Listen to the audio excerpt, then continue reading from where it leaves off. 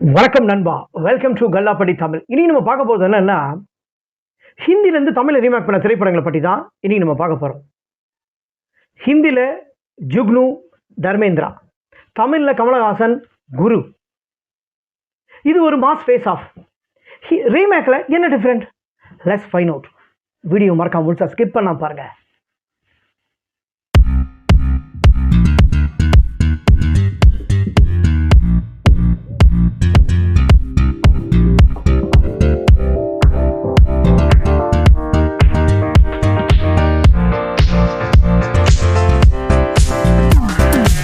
திரைப்படம் ஹிந்தி திரைப்படம், அதாவது 1973 வந்த திரைப்படம், அதாவது 1973 வந்த ஒரு சூப்பர் ஹிட்டான திரைப்படம். தர்மேந்திரா, ஹேமா மாலினி, பிரான், பிரேம் சோப்ரா மற்றும் இந்த திரைப்படத்தில் எத்தனோ நடிகர்கள் இந்த திரைப்படத்தில் நடிச்சிருப்பாங்க. ஸோ இந்த திரைப்படத்தை அப்படியே சேம் ரீமேக் பண்ணி அப்படியே தமிழில் எடுக்கப்பட்ட திரைப்படம் நடிகர் கமலஹாசன் நடித்த சூப்பர் ஹிட்டான திரைப்படம் குரு. 1980 வந்த திரைப்படம், அதாவது 1980 வந்த திரைப்படம் இந்த திரைப்படம். இந்த ரெண்டுத்துக்கும் எந்த விதமான டிஃப்ரெண்ட் இல்லை. ஹிந்தியில் தர்மேந்திரா, தமிழில் கமலஹாசன், அவ்வளோ தான் டிஃப்ரெண்ட். ஓகேங்களா? ஸ்ரீதேவி, ஹேமா மாலினி இவங்க தான் ஆர்டிஸ்ட் தான் டிஃப்ரெண்ட் காண்டி. பட் மற்றபடி எந்த விதமான கதையில் எந்த விதமான மாற்றம் இல்லாமல் அப்படியே சேமாக எடுத்திருக்காங்க. தர்மேந்திரன் அவர்கள்லாம் அந்த படத்தை நான் பார்த்தேன், ரொம்ப அழகாக நடிச்சிருக்காங்க. சூப்பரான நல்ல நடிப்பு. ஓகேங்களா? ஆனால் கமலஹாசனுக்கு, அதாவது தர்மேந்திரா அவர்கள் நல்ல பெரிய ஆர்டிஸ்ட் தான், இல்லைன்னு சொல்ல. கமலஹாசன் அவர்களுக்கு ஈக்குவலாலாம் நடிக்கலை. அவர் ரீமேக் பண்ணி அப்படியே ஹிந்தியை பார்த்து தமிழில் ரீமேக் பண்ணி எடுத்தாலும், ஸோ கமலஹாசனோட ஓன் பாணியில் தான் இந்த திரைப்படம் நடிச்சிருக்காரு. இந்த குரு திரைப்படம் ஒரு நல்ல திரைப்படம். ஓகேங்களா? இந்த திரைப்படத்தில் நடிகர் முத்துராமன் ஒரு சுதந்திரத்துக்காக போராடுற ஒரு கேரக்டர். வெள்ளைக்காரங்களை எதிர்க்கணும் அப்படின்னு சொல்லி ஒரு கேரக்டர். அவரோட அப்பா வெள்ளைக்காரங்கிட்ட ஒர்க் பண்ணுறாரு. ஸோ ரெண்டு பேருக்கு எனி டைம் சண்டை இருக்கும். ஒரு கட்டத்தில் வெள்ளைக்காரங்களை இருக்க போகிற ட்ரெயினை நடிகர் முத்துராமன் அவர்கள் பாம்பு வச்சிருவார். அந்த பாம்பு வச்சுட்டு வீட்டுக்கு வருவார். ஆனால் பாம்பு வச்சது இவர் தான் அப்பா செஞ்சுக்கிறாரு. அப்பாவோட கதாபாத்திரம் பூர்ணவிஸ்வநாதன். ஓகேங்களா? அவர் செஞ்சுக்கிட்டு போலீஸ்காரர்கிட்ட நீ சரண்டர் ஆயிடணும் அப்படின்னு சொல்கிறாரு. நான் சரண்டர் ஆக மாட்டேன், சுதந்திரத்துக்காக நான் போராடுறேன் அப்படின்னு முத்துராமன் ஒரு நல்ல அந்த இடத்துல ஒரு தம் கட்டி நல்ல வசனம்லாம் பேசுவார். ரொம்ப நல்லா இருக்கும். ஏன்னா வெள்ளைக்காரனை நாட்டை எதிர்க்கணும்னாவே எப்படியும் தெரிஞ்சிருக்கும். ஸோ அந்த மாதிரி ஒரு கேரக்டர். இவர் என்ன பண்ணுறாரு, முத்துராமனை தான் பையனாக இருந்தாலும் நீ பண்ணது தப்புன்னு சொல்லி போலீஸ்கிட்ட சரண்டர் ஆகி சொல்கிறாரு, இது பண்ணுறாரு. இவர் முத்துராமனோட மனைவி அந்த டைமில் இவர் கர்ப்பிணியாக இருக்காங்க. வெண்ணிலாவின் நிமிலா தான் அந்த கேரக்டர். தான் கணவனை நான் ஒரு தடவையாவது அவர்கிட்ட நான் ஆசீர்வாதம் வாங்கிக்கிறேன் அப்படின்னு சொல்லும்போது, சரி கர்ப்பிணி பெண் அந்தளவுக்கு கேட்குறான்னு சொல்லி இது பண்ணுறாரு. ஆனால் அந்த டைமில் கணவனை தப்பிக்க விட்டுறாரு. இதுக்கப்புறம் என்ன ஆகுதுன்னா, இவளை தப்பிக்க விட்டு தொட்டு இவளை போட்டு கொடுமை பண்ணுறாங்க. எங்கே உன் கணவன் உனக்கு தெரியும்னு. ஆனால் என்ன தெரியும்னு தெரியல, கணவன் இறந்து போயிட்டதாகவோ ஒரு தகவல் வருது. அதை கேட்டு அவர் மயக்கமாயிடுறாங்க. ஸோ மாமனாரை விட்டுட்டு உங்கள் சொத்து வேணாம், ஒன்றும் வேணாம்னு சொல்லிட்டு அவங்க போயிடுறாங்க. ஒரு நல்ல பையனை நல்லா படிக்க வச்சு எல்லாத்தையும் ஃபஸ்ட் ரேங்க் வர்றாரு. ஆனால் ஒரு கட்டத்தில் ஒரு ஜமீன்தார் இவரை கெடுக்க வர்றாங்க. தான் அம்மாவை கெடுக்க வர்றதை பார்த்துட்டு பையன்காரனுக்கு தாங்க முடியல. ஸோ அந்த அந்த ஒரு ராம்தாஸ் அவரோட கதாபாத்திரம் அவரை போட்டு நல்லா அடித்து சாவடிச்சிடுறாரு. ஆனால் அவங்க அம்மா இறந்துடுறாங்க. அவங்க அம்மா இறந்தது தாங்க முடியாமல் அப்படியே ஓடுறாரு, ஓடினே தான் இருக்கிறாரு. என்ன ஆகுறாருன்னா, அதுக்கப்புறம் ஒரு கட்டத்தில் நம்ம பூர்ண விஸ்வநாதன், அதாவது முத்துராமனோட அப்பா, நான் இவ்வளோ சம்பாரித்து என்ன போஜனம், என் பையனை நான் தவற விட்டேன், என்ன பண்ணுறான்னு தெரியல அப்படின்னு சொன்ன உடனே அவர் கூட வேலை செய்கிற பிஏ என்ன பண்ணுறாரு, எப்படியாவது இவரோட சொத்தை அமுக்கணும் அப்படின்ட்டு ஐயா பையன் கிடச்சிட்டாயா அப்படின்னு சொல்லி அந்த பையனை இவர்கிட்ட விடுறாரு. அந்த பையனோட கதாபாத்திரம் தான் மோகன் பாபு. அந்த பையன் சொத்து அமுக்கணும்னு சொல்லிட்டு இவர்கிட்ட விடுறாங்க. ஆனால் உண்மையான வாரிசு அவர் இல்லை. உண்மையான வாரிசு யாருன்னு தெரியும், கமலஹாசன் தான் உண்மையான வாரிசு.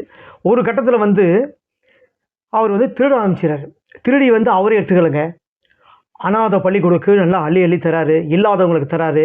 அவரோட தான் அம்மாவோட பேர்லேயே பார்வதி இல்லம்னு சொல்லிட்டு ஆரம்பித்து ஒரு பேர் எல்லா பசங்களையும் படிக்க வச்சு இது பண்ணுறாரு. அவர் பணத்தை எடுத்துன்னு எங்கேயும் போகல.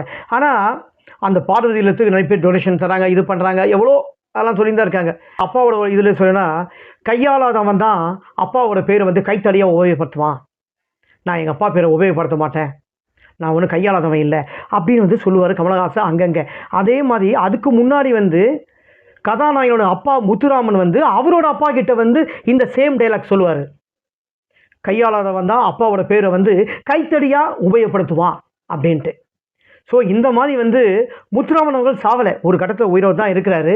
முத்துராமன் அவர் திடீர்னு வராரு, இது பண்ணுறாரு. இவர் என்னென்னா எவ்வளோ அள்ளித்தராரு. கடைசியாக ஒரு கட்டத்தில் நம்ம அள்ளிடணும், செட்டில் ஆகிடணும்னு சொல்லிட்டு பசங்களை செட்டில்மெண்ட் பண்ணிடணும்னு ஒரு தங்க மீன், அந்த தங்க மீனை வந்து ஏகப்பட்ட பாதுகாப்பு போட்டு வச்சுருப்பாங்க. அந்த பாதுகாப்பை மீறி எப்படியாவது நம்ம திருடினோம் அப்படின்னு சொல்லிட்டு அவங்க நோக்கத்தோடு திருடுறாரு. ஆனால் டக்குன்னு அலாரம் சவுண்ட் கேட்டுருது. அந்த மீன் எடுத்துன்னு அவர் ஓடுறாரு, துப்பாக்கியில் சொல்கிறாங்க, ஒரு ஹாஸ்டல் தங்கிறாரு. முத்துராமன் கிட்ட வந்து அந்த மீனை வந்து தோட்டத்தை ஒழிச்சிக்கிறாரு. நான் தான் குரு, என் பையனை வந்து இருக்கக்கூடாது, தெரியக்கூடாதுன்னு சொல்லிட்டு அந்த இவர் போய் சரண்டர் ஆகிறாரு. இவர் ஏன் சரண்டர் ஆனார் தான் இந்த படத்தில் கதைன்னு சொன்னால் பெருசாக நம்ம எழுத்துன்னு போகலாம். இதுக்கப்புறம் வந்து அப்பாவும் பையனும் சேர்ந்தாங்களா இல்லையான்னு தான் இந்த திரைப்படத்தோட முழு கதையும். ஓகேங்களா. இந்த திரைப்படத்தில் அந்த காலத்தில் டெக்னாலஜி வளராமையே நடிகர் கமலஹாசன் அவர்கள் விதவிதமான கெட்டப்புகள் போட்டு வருவார். நல்லா குரலாக மாற்றி பேசுவார், சிவப்பு ரோஜா அப்படிலாம் பேசுவார், நல்லா பேசுவார். ஓகேங்களா. அந்த மாதிரி வந்து ஏகப்பட்ட கெட்டப்பில் வருவார். இந்த திரைப்படத்தில் வந்து பாட்டு இசைஞானி இளையராஜா அவர்கள் ரொம்ப அருமையாக போட்டிருப்பாங்க, ரொம்ப ஃபேண்டாஸ்டிக். ஓகேங்களா, நல்லா போட்டிருப்பாரு. பாடுங்கள் ஆடுங்கள் பிள்ளை பொன் வண்டுகள் பறந்தாலும் விடமாட்டேன், இந்த மாதிரி திரைப்படம் பாட்டெலாம் இன்னும் நம்ம பட்டி தொட்டியில் மக்கள் மத்தியில் இப்போ வந்து ஒழிச்சுக்கொண்டே தான் இருக்குது. ஓகேங்களா. 1980 வந்த திரைப்படமாக இருந்தாலும் இப்போவும் நம்ம மனசில் ஆழமாக பதிஞ்சிருக்கு. ஓகேங்களா. இந்த திரைப்படத்தில் வந்து நடித்த நடிகர்கள் எல்லாருமே அவங்களுக்கு கதாபாத்திரத்தை ரொம்ப அழகாக நேர்த்தியாக வந்து ரொம்ப பிரமாதமாக பண்ணியிருப்பாங்க. ஓகேங்களா. இதுக்கப்புறம் நான் சொல்லணும் அவசியமே இல்லை. இந்த திரைப்படத்தில் வந்து நடிகர் கமலஹாசன், ஸ்ரீதேவி, முத்துராமன், பூர்ண விஸ்வநாதன், மேஜர் சுந்தரராஜன், எம்என் நம்பியார், ஓஜி மகேந்திரன், மோகன் பாபு, இந்த மாதிரி சொல்லும்படியான கதாபாத்திரம் இந்த படத்தில் வந்து எத்தனோ கதாபாத்திரம் இருக்குது. ஓகேங்களா. நான் கொஞ்சம் பேர்லாம் வந்து விட்டுருக்கலாம்.